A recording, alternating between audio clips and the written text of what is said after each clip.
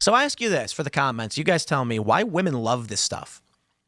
Why is it that women love a story of another woman who leaves her husband of 15 years? I do not understand that mental state. And I know there are many women who don't either. But why is this popular among women and not men? Why aren't there men being like, leave your wife and just go bang whoever you want? No, I mean, there are stories about promiscuous guys.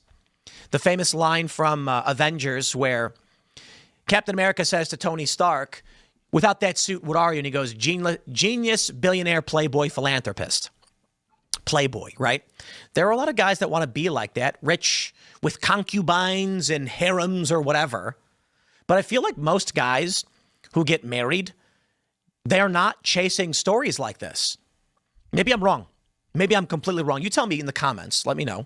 The reason why women love this stuff because it feeds into the narrative they've been fed their whole lives, that marriage is a prison, and these kind of articles and stories are seen as victories, where the women got to shake off these societal shackles and live as their authentic selves, when really it's just a bunch of hedonistic activity, disguised in some morally good grand adventure. That's why women love it. It gives them that okay to abandon all duty, family, honor, and dive into the depths of depravity, and they're actually in a morally good position for it. That's why it registers so much with women and not men, because women don't hold those values as high as men do. And let's also be frank here, it's because men can't do it either for the most part. Not only because they're not physically attractive or rich enough, but because they're also held to a higher standard. They'd be shamed and seen as some sort of monster, while the women are viewed as getting their power back. And while there's numerous exterior reasons on why people do this, it all really just stems from moral development. Women's usually stop at level 3, which is all about the self. The broader concepts of how their choices affect society doesn't even factor them for the most part. That's why there's so many stories like this about women and none about men. And no one's really that surprised when a woman does it. A lot less women than men have those higher moral stages, and they don't care where their choices lead. They just want theirs. That's why they love these stories and articles, because it gives some sort of credence to what they're thinking, and they actually have the moral high ground for abandoning all duty for some self-journey, which really just ends up for the most part being some unrestricted rated R vacation. There's no self-discovery going on. You aren't going to be the Buddha meditating on a tree for 1,000 years. They're just trying to relive and have slower years, and have everyone think they're the good person for it. So to sum it up, it's because they don't have the same moral development. Everything begins and ends with how they feel, and they don't have the same sense of moral duty to family and society, just really to themselves, and only use those higher moral stages when it best serves them.